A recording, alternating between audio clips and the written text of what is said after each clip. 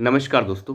कट्टर ईमानदार, कट्टर ईमानदार, कट्टर ईमानदार, ये शब्द सुन सुन के अब कान पक गए हैं। पता नहीं अरविंद केजरीवाल को ऐसा क्यों लगता है कि ये बोल बोल के वो झूठ को सच बना लेंगे। लेकिन ऐसा होता नहीं। ऐसा कट्टर ईमानदारी का सर्टिफिकेट उन्हें कोर्ट के अंदर दिखाना चाहिए। जिस सर्टिफिकेट को सुबह शाम बांटते रहते हैं, वो सर्टिफिकेट उन्हें कोर्ट के अंदर दिखाना चाहिए कि हम ईमानदार हैं। वहाँ पे एक बार भी ईमानदारी का सर्टिफिकेट न मनीष सिसोदिया ने दिखाया, न सत्येंद्र जैन ने दिखाया, न संजय सिंह ने। वहाँ सिर्फ हमेशा यही कहा कि हम बीमार हैं, या तो मेरी बीवी बीमार है, मेरा बाप बीमार है, मेरी माँ बीमार है, हमें बेल दे दीजिए।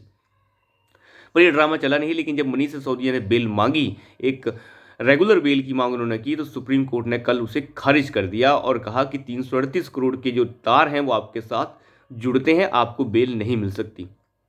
और ईडी को निर्देश दिया कि इनका ट्रायल 6 से 7 महीने में खत्म कर दिया जाए। अब हुआ क्या है, अरविंद केजरीवाल जो हैं ये बिल्कुल नहीं सोच रहे थे कि ऐसा होने वाला है। लेकिन अब मामला अरविंद केजरीवाल के ऊपर आ चुका है। अरविंद केजरीवाल को रात के समय ईडी ने सम्मन कर दिया कि आप भी आइए। अब अरविंद केजरीवाल को भी हाजिर होना होगा एनफोर्समेंट डायरेक्टोरेट के सामने और ये जवाब देने होंगे कि भाई साहब बताइए कि ये शराब नीति किसने बनाई थी। आप दिल्ली के मुख्यमंत्री थे और हैं भी, तो ये शराब नीति आपकी देखरेख में बनी है, नहीं बनी है, नहीं बनी तो क्यों नहीं बनी है, और बनी तो क्यों बनी। अब अरविंद केजरीवाल फंसने वाले हैं। आपको मैं बता दूं, अरविंद केजरीवाल को सीबीआई वाले मामले में सीबीआई ने अप्रैल महीने में पूछताछ के लिए बुलाया था, और उस समय केजरीवाल लगभग 11 बजे पूछताछ के लिए पहुंचे थे और शाम के लगभग 5, 6, 7 बजे के आसपास तक उनकी पूछताछ चलती रही थी। उसके बाद केजरीवाल ने कहा था कि सीबीआई के अफसर बहुत बढ़िया हैं, उन्होंने मेरे साथ बहुत अच्छा व्यवहार किया, मैं उनकी हॉस्पिटैलिटी के लिए उन्हें धन्यवाद करता हूँ। उनका जो सवाल जवाब थे, और मेरे पास कुछ छुपाने के लिए था ही नहीं, तो मैंने उन्हें सब कुछ बता दिया।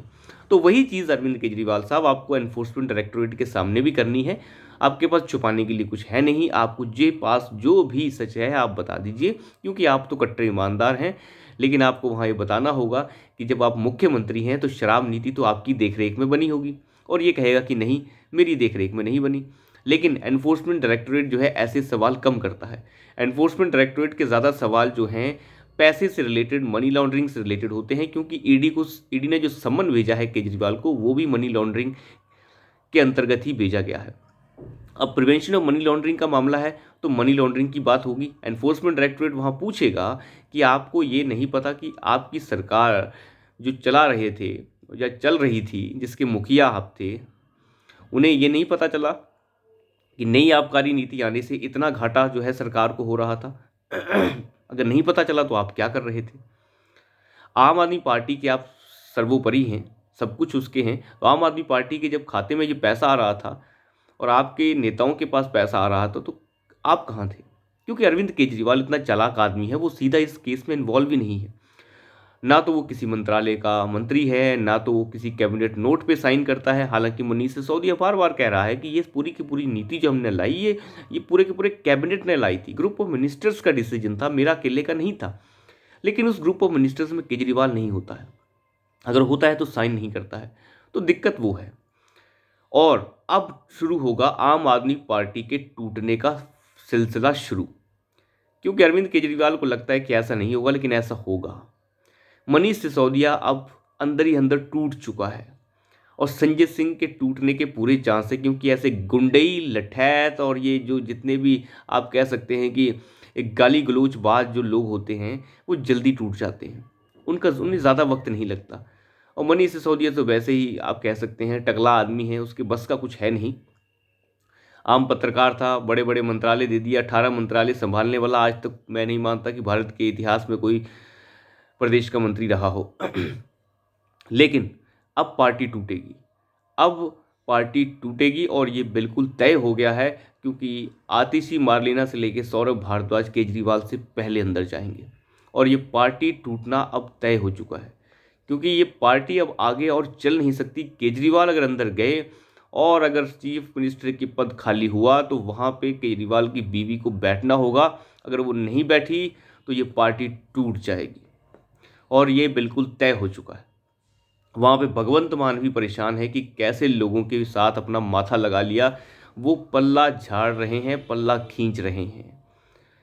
अब क्या पता आने वाले वक्त में वही आम आदमी पार्टी के मालिक बन जाएं। ये अभी दूर की बात है, लेकिन पार्टी टूटने के कगार पे है, क्योंकि एनफोर्समेंट डायरेक्टरेट ने 2 तारीख को बुला लिया है अरविंद केजरीवाल को।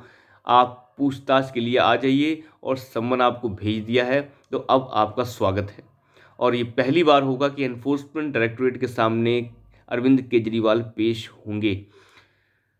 जिस अरविंद केजरीवाल जो ये कहा करते थे कि एनफोर्समेंट डायरेक्टरेट की पेंट गीली हो गई है, पेंट गीली कर दी है संजय सिंह ने। अब अंदाज़ा लगाइए, ये IITN पढ़ा हुआ आदमी, जिसकी भाषा का आप चयन देखिए कि ये कह रहा है कि एनफोर्समेंट डायरेक्टरेट यानी हमारे देश की जो सर्वोच्च संस्था है, जांच एजेंसी है, उसे कह रहा है कि उसकी पेंट गीली कर देता है संजय सिंह। किस किस टाइप का आदमी है ये बताइए। बदतमीज़ और एक नंबर का लठैत टाइप के लोग हैं ये। इन लोगों को दिल्ली के ऊपर से हटाना होगा। ये सारे के सारे पिशाच की तरह बैठ गए हैं ऊपर, और सारा आंदोलन का फ़ायदा उठाकर दिल्ली के अंदर आए हैं। हमें तो शक है कि इन लोगों को कहीं प्लांट ना किया गया हो। जिस तरीके से दिल्ली की पावर्स को बढ़ाने के लिए बार बार कहते रहते हैं, कुछ ना कुछ बात तो है। ये जानबूझकर जो है कुछ ना कुछ खेल खेलने की कोशिश हो रही है। क्यों एनफोर्समेंट डायरेक्टरेट के चीफ को हटाने की बातें चल रही थी? वो इसीलिए तो चल रही थी कि कम से कम ये हट जाएगा तो कुछ तो मामला ठीक होगा, जांच तो रुकेगी। लेकिन हटने से कुछ फ़र्क नहीं पड़ता, जांच तो वैसे ही चलती रहेगी। तो अभी के लिए इतना ही। धन्यवाद।